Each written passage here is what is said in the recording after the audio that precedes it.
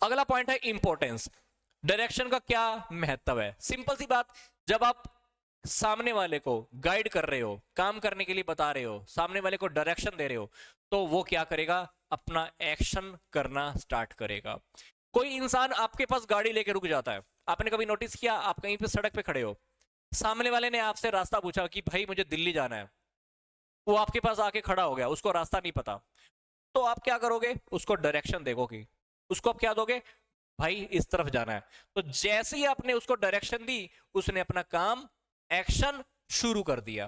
तो यहां पर यही बात बोल रहे हैं कि जब हम किसी को डायरेक्शन देते हैं तो उससे एक्शन शुरू हो जाता है। अगली बात, इंटीग्रेट्स इंप्लॉइज एफर्ट्स। ये इंप्लॉइज के एफर्ट को इकट्ठा करने का काम भी करता है।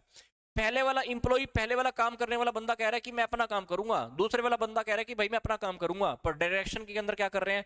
उन सभी लोगों के काम को हम इकट्ठा कर देते हैं और उन लोगों को समझाते हैं कि भाई फर्म का एक टारगेट है, इस फर्म के टारगेट को पूरा करने के लिए भी काम करो। तो हम लोगों के अलग अलग एफर्ट को इकट्ठा कर देते हैं और फर्म के टारगेट को याद दिलाते हैं।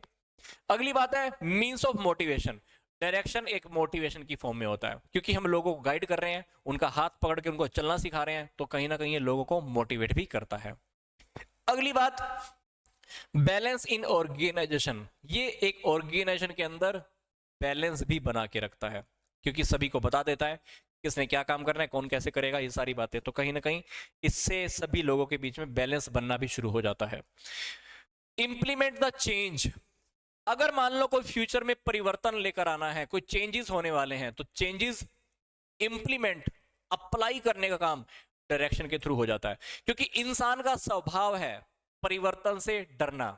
जब भी कुछ परिवर्तन होता है तो हम उससे डरते हैं और परिवर्तन का विरोध करते हैं, पर डायरेक्शन के अंदर क्या है? हम लोगों को बहुत आसानी से समझा देते हैं कि भाई ये काम ना तेरे फायदे का है, इसको अप्लाई कर देते हैं। तो डायरेक्शन देने से कहीं ना कहीं हम चेंज को अप्लाई कर पाते हैं, परिवर्तन को अप्लाई कर पाते हैं।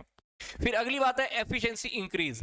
तो जब भी हम लोगों को मोटिवेट कर रहे हैं, कम्युनिकेट कर रहे हैं, लीडरशिप दे रहे हैं, उनको काम करने के मेथड बता रहे हैं, सारी सुख सुविधाएं हमको दे ही रहे हैं उनको, तो कहीं ना कहीं उन लोगों की काम करने की जो एफिशिएंसी होती, कुशलता होती है, वो बढ़ जाती है।